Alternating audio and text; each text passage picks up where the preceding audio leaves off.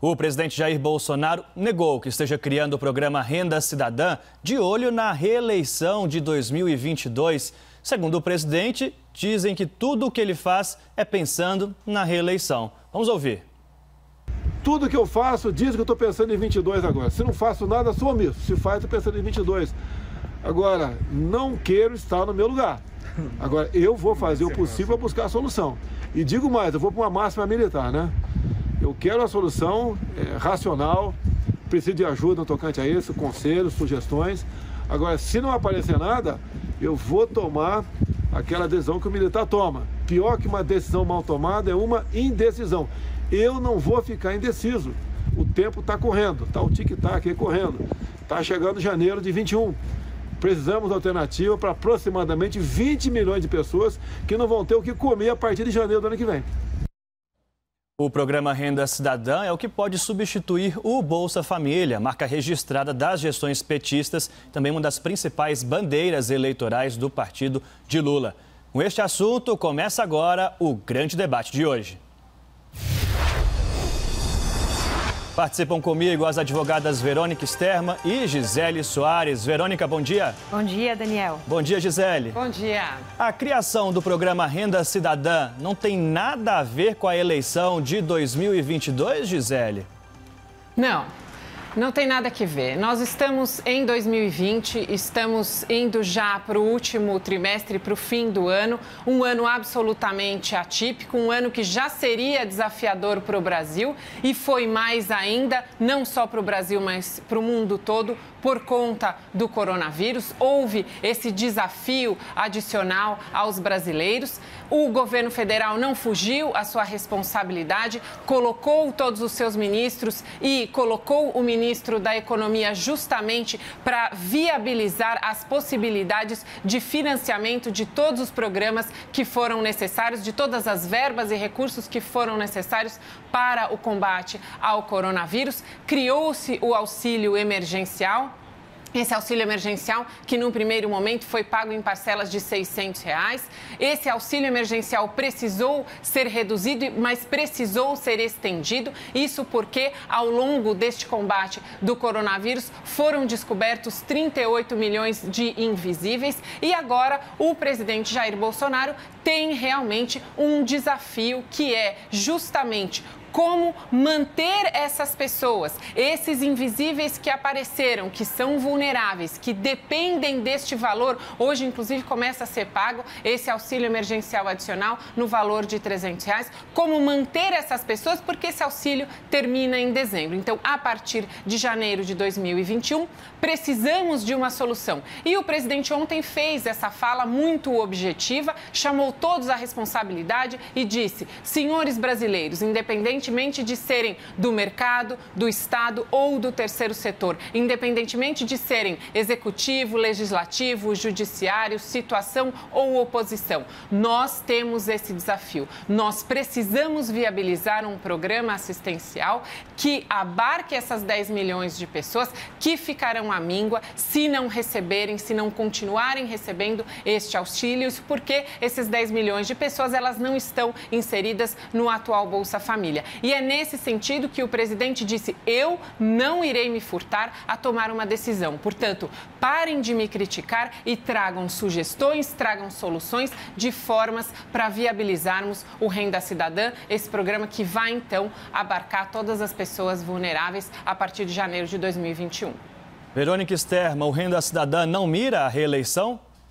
Bom dia, Daniel, obrigada. Bom dia, Gisele, bom dia a todos. É muito interessante parar para pensar nessa questão. Eu lembro do deputado Bolsonaro e do candidato Bolsonaro e fico me perguntando: o que será que aconteceu com aquela pessoa que tanto criticava o Bolsa Família e a forma de governar do PT? Bolsonaro foi eleito com a bandeira do antipetismo, com o discurso do ódio contra a esquerda bandida. Como eu já disse aqui, ele era um dos críticos mais ferrenhos do Bolsa Família. Dizia que o programa funcionava como um sistema de compra de votos, tornava as pessoas acomodadas e sempre apoiou a sua extinção. Depois da pandemia, da concessão do auxílio emergencial e do consequente aumento de sua popularidade, Bolsonaro parece estar bebendo da água que jurou jamais beber. está agindo rigorosamente igual ao Lula quando unificou alguns programas sociais do Fernando Henrique e rebatizou de Bolsa Família. Está fazendo o que sempre criticou e, como consequência, viu sua popularidade aumentar. O Renda Cidadã, que nada mais é do que um redesenho do Bolsa Família, se tornou prioridade absoluta do governo Bolsonaro. Passou na frente até das grandes reformas prometidas por ele durante a campanha. E não é porque o presidente não quer desamparar os 10 milhões de invisíveis que hoje são beneficiados pelo auxílio emergencial.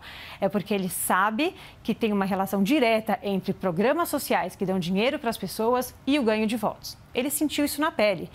Então, para finalizar, é claro que não dá para entrar de cabeça na cabeça do Bolsonaro para saber o que ele realmente está pensando quando toma esses caminhos extremamente populistas. Mas se eu tivesse que opinar, eu diria que sim. Ele prioriza o Renda Cidadã visando, sim, as eleições de 2022. Gisele Soares, já lanço uma pergunta aqui. Inicialmente, o auxílio emergencial era de R$ 200, o Congresso aumentou para R$ 500 e só depois veio uma iniciativa do governo de passar para R$ 600. Foi justamente o apelo populista desse valor que fez a mudar ali a equipe econômica de ideia? Não, de jeito nenhum, Daniel. Eu discordo aí da Verônica hoje completamente. A gente não pode confundir populismo com medidas assistenciais necessárias. E é justamente essa diferenciação que é importante. A crítica que se fazia aos governos petistas e à questão do assistencialismo era justamente porque havia a intenção, sim, de colocar essas pessoas na dependência dessa assistência para conseguir escamotear o Estado, não só nesse aspecto, mas em outros tantos. Então, não podemos concluir, nem podemos contaminar este novo governo com aquelas práticas de corrupção próprias das gestões anteriores. Aquilo que foi feito anteriormente e são efetivamente bandidos, Verônica, esses realmente têm que ir para a cadeia, assim como esses novos que também estão se valendo das verbas de saúde. Vemos aí operações todos os dias de desvios de verbas de saúde que deveriam ser destinadas ao combate ao coronavírus. Bandido não tem partido, bandido tem que ir para a cadeia, principalmente esses corruptos, porque eles prejudicam muito as pessoas. Mas programas assistenciais precisam existir. Já estava lá no programa Jair Bolsonaro o Renda Mínima.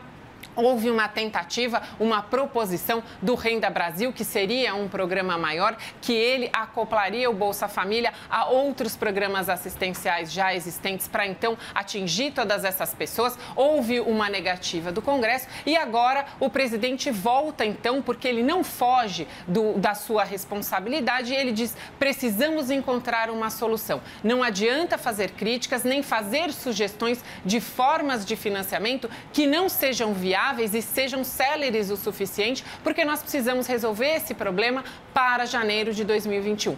Como é que vamos resolver? Num primeiro momento, a equipe econômica sugeriu, então, que fossem usados recursos, parte dos recursos dos precatórios e parte do Fundeb. Houve uma grande crítica, porque usar precatórios seria calote, usar o Fundeb poderia ser pedalada, mas então, vamos às sugestões. Hoje, nos jornais, já existem especialistas que estão trazendo outras e novas sugestões. É preciso que todos estejam engajados. Este é um problema de todos, é como disse o presidente, não importa Estado ou mercado, todos estamos no mesmo barco, todos seremos prejudicados se essas pessoas não forem assistidas. Agora, relacionar isso diretamente com a eleição lá de 2022, tem razão o presidente. Qualquer coisa que ele faça que seja boa para o Brasil será criticada porque está sendo usada para 2022. Okay. Se ele não fizer nada, vão chamá-lo de omisso e dizer que estamos sem uma liderança, que nosso barco está à deriva. Então, ele precisa não se furtar a responsabilidade e tomar as iniciativas que precisam ser tomadas. Desculpa, acabei me cedendo no tempo.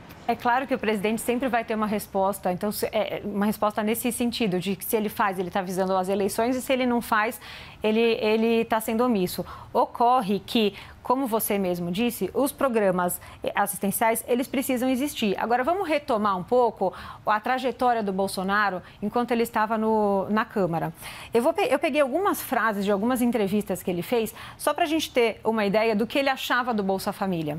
Então, em 2015, ele concedeu uma entrevista E ele falou o seguinte: os caras têm 3, 4, 5, 10 filhos e é problema do Estado. Ele já vai viver de Bolsa Família, vai fazer nada. Não produz bem nem serviço, não produz nada, não colabora com o PIB, não faz nada. Aí, avançando um pouco para 2017, ou seja, um ano antes das eleições, na festa do Peão de Barretos, ele fala o seguinte, que quando ele foi perguntado sobre a ampliação do auxílio, que seria um dos projetos dele de governo, ele disse que não ia agradar ninguém, não ia agradar quem quer que seja para buscar voto. E hoje, o que ele faz? Ele não foi uma opção dele, necessariamente, conceder o auxílio emergencial, e eu não estou aqui criticando o mérito do programa de assistencialismo. Eu acho que é extremamente necessário, o Brasil está passando por um momento, e sempre vem passando por um momento de extrema necessidade, de extrema pobreza, e é necessário um programa de transferência de renda para dar suporte para essas famílias mais necessitadas. Agora, o que me preocupa é que... O que me chama a atenção é que justamente ele era uma pessoa que sempre criticou e disse que não ia agradar ninguém. Então, como o auxílio emergencial não foi uma opção dele e depois ele surfou na onda de ver a popularidade dele aumentando, e uma das grandes razões, com certeza, é a concessão do auxílio emergencial, não só para as famílias que são beneficiadas pelo Bolsa Família, mas também pelas famílias, por esses 10 milhões de invisíveis que apareceram. Então, vendo tudo isso, é claro que ele mira na campanha de 2022. É claro, porque ao chegar na campanha eleitoral de 2022, ele vai falar o quê? Eu não fiz nada? Ele vai falar, fiz pelo Brasil, coloquei como uma questão urgente essa questão do Renda Cidadã, e agora traindo os seus eleitores, né, Gisele? Porque quando ele foi ao palanque para fazer a campanha eleitoral, a grande bandeira dele era as grandes reformas. Hoje ele travou a reforma tributária, por exemplo, a reforma administrativa foi num projeto pífio que está parado, e ele está focado em priorizar o Renda Cidadã, independente do mérito. Isso vai ser usado na campanha de 2022, sem dúvida nenhuma. Reformas, sem dúvida nenhuma, são extremamente relevantes e precisam ser levadas ao Congresso. Não se faz uma reforma exclusivamente com o Executivo. Então, é preciso que haja essa articulação e essa vontade política, principalmente dos congressistas, porque é ali que se darão os debates, é ali que se dará a verificação de como esse projeto é colocado, de como ele será executado, é ali que ele será aprovado. Justamente por isso, houve essa mudança com relação ao valor do auxílio emergencial, e é bom que seja assim. Esse é o desenho institucional do Brasil. Agora, precisamos tomar cuidado com a demonização de conceitos. A reeleição em si é um instituto bom, é um instituto que veio justamente para permitir que aquele bom político que faz uma boa gestão dê continuidade a essa boa gestão e receba então novamente um voto de confiança do eleitor, para que por mais 4 anos ele siga com os seus bons projetos. O presidente Jair Bolsonaro tem tido boas aprovações, e essas aprovações boas e essa popularidade não se deve exclusivamente à questão do auxílio emergencial. Nós estamos coletando bons dados em todas as esferas. Há um esforço de todos os ministérios em prol do país. Então, nós temos visto nossos ministros não envolvidos em corrupção, não envolvidos em atos de desvio, mas temos visto nossos ministros virem a público, tomarem medidas que por vezes são muito criticadas, que são impopulares, mas que eles não têm medo de fazer, porque estão ali imbuídos dos melhores esforços de realmente levar o Brasil adiante, de realmente levar adiante essas bandeiras que elegeram o presidente Jair Bolsonaro. Então, não há nenhum problema com relação à reeleição. O presidente, inclusive, Verônica, num vídeo que foi tornado público, disse que não estava preocupado com 2022, portanto, ele já deu uma declaração pública que foi publicizada involuntariamente contra até a própria vontade do presidente, de que ele não está preocupado com 2022. É óbvio que todas as ações boas e todos os bons resultados do presidente se reverterão automaticamente em uma possibilidade da sua reeleição em 2022. Mas, de novo, nós estamos em 2020... Nós estamos enfrentando uma pandemia, nós temos um problema iminente que são esses 10 milhões, essas 10 milhões de pessoas que precisam ser assistidas de alguma maneira. Programas assistenciais são importantes, mas eu concordo, eles não são o fim, eles são o começo. É aquele primeiro resgate para tirar a pessoa da situação de vulnerabilidade, mas é preciso que com reformas e com outros programas, como disse mesmo o ministro Paulo Guedes, aí sim essas pessoas serão reintroduzidas no mercado, resgatarão a sua dignidade, porque ninguém quer ficar vivendo de assistencialismo. O brasileiro é muito mais do que só programas assistenciais. Jair Bolsonaro é esse bom político que pode e deve ser reeleito, como se referiu aqui a Gisele, Verônica? Bom, isso a gente vai ver na campanha de 2022, né? Esse é o povo que dirá. O que eu acho só interessante e queria salientar, salientei na minha fala inicial e vou entrar um pouquinho em detalhe agora, é que o Bolsonaro, com todos os méritos que você está falando, Gisele, mas se a gente analisar friamente a postura dele enquanto presidente e a inversão de valores do papel, inversão de prioridades do governo, a gente vê que ele está caminhando para um populismo que é exatamente o mesmo populismo que o seu antagonista, que é o Lula, caminhava. Então, vamos lá. Não tem comparação, Verônica. O Lula devia estar preso.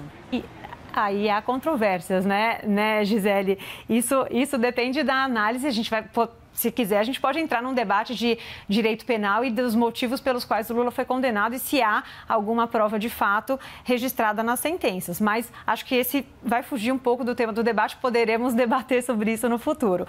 Agora, o fato é que, além do programa do Renda Cidadã, você percebe que, com a concessão do auxílio emergencial e a verificação de que grande parte desse auxílio emergencial vai para o Nordeste, o Bolsonaro tem feito diversas viagens ao Nordeste, assim como o Lula fazia diversas viagens ao Nordeste, e não por uma questão sem interesse, e sim porque o Nordeste é o segundo maior colégio eleitoral do Brasil. Além disso, uma coisa que também ele sempre criticou e estava na bandeira eleitoreira dele, ele não faria aliança com quem pensasse ideologicamente diferente dele. Ele entraria na presidência para fazer um novo tipo de governo, sem aliança, e ele governaria sozinho. Ele bateu isso no peito no primeiro ano de governo, ele viu que não deu certo. O que aconteceu? O governo de coalizão. Ele fez aliança com o Centrão, que ele sempre criticou. Para quê? Porque ele viu que sem o governo de coalizão ele não consegue governar, não consegue apoio do Congresso. Sem apoio do Congresso você não governa. Outra medida, ele criticava o PAC, que é o Programa de Aceleração de Crescimento, e agora ele vai lançar um novo PAC, que é nos mesmos moldes, mas vai rebatizar também, Pro Brasil. A Minha Casa Minha Vida vai lançar com Casa Verde e Amarela. Então, você vê que tudo que ele sempre criticou, agora ele percebe que essas medidas foram extremamente importantes, foram tomadas num momento extremamente importante e que não tem esses escândalos de corrupção que você falou que tem, que são todos bandidos. Isso não dá para generalizar. É claro que tem um ou outro que escorrega. A gente vê hoje mesmo, ontem teve uma grande operação envolvendo o governador do Pará, enfim... Os fatos têm que ser investigados, mas você criticar toda a bandeira, tudo que o seu antecessor, o antagonista político falava, e hoje você caminhar nos mesmos passos que ele caminhava, isso seria, para se dizer delicadamente, é uma hipocrisia, né? São argumento final, só um minuto, Gisele. Um minuto para o argumento final e já lanço uma provocação, então, para a gente concluir. Bolsonaro se tornou quem ele mais criticava? Não, de forma nenhuma. São duas gestões completamente diferentes e até me incomoda essa comparação, porque nós tivemos gestões anteriores absolutamente desastrosas, absolutamente corruptas, absolutamente populistas e voltadas totalmente para a esquerda, para uma economia muito centrada no Estado, para todo um engessamento do Estado. Temos agora uma nova proposta, uma proposta completamente liberal, diferente, livre da corrupção. Isso não quer dizer que que este novo governo deva adotar medidas completamente diferentes e deixar as pessoas desassistidas ou não dar atendimento a setores da economia para parecer ou para poder ser comparado a governos anteriores. Não se trata de uma rebatização dos programas. O programa Pro Brasil é um programa absolutamente novo, absolutamente diferente, um programa de Estado, não um programa de governo, e não há nada comparado ao Pro Brasil com os programas anteriores que foram propostos pela gestão petista. Você falou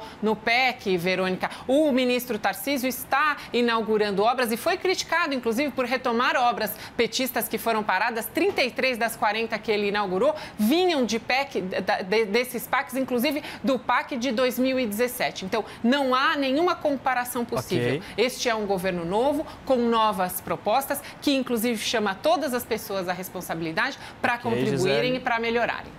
1 minuto para o argumento final, Verônica. Obrigada, Daniel. Obrigada, Verônica. Assim, Gisele, assim como ele vai falar, você falou do Pro Brasil, que não tem nada a ver com o PAC, assim como nas eleições de 22, vamos aguardar. Mas eu tenho certeza que ele vai falar que o Renda Cidadã, se for aprovada, não tem nada a ver com o Bolsa Família.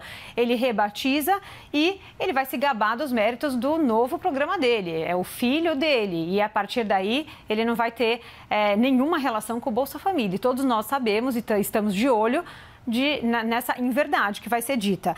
Mas, enfim, eu sugiro que a gente aguarde a campanha de 2022 para ver o que ele realmente vai se utilizar com relação a esse programa de transferência de renda. É claro que o programa de transferência de renda é extremamente importante, eu não estou tirando o mérito e nem a urgência de se aprovar, mas o fato é que ele não se elegeu com essa bandeira, ele se elegeu com a bandeira de fazer as grandes reformas e hoje o programa passou na frente das grandes reformas aguardadas pelo seu eleitorado. Vamos aguardar para ver o que vai acontecer, as cenas dos próximos capítulos. Gisele Soares, Verônica Sterma, obrigado pelo ótimo debate de hoje. Obrigada, Daniel. Obrigada, Gisele. Obrigada. Lembrando que todas as edições do Grande Debate estão disponíveis na íntegra no nosso site cnnbrasil.com.br, no nosso canal oficial do YouTube e também em formato podcast em todas as plataformas de áudio.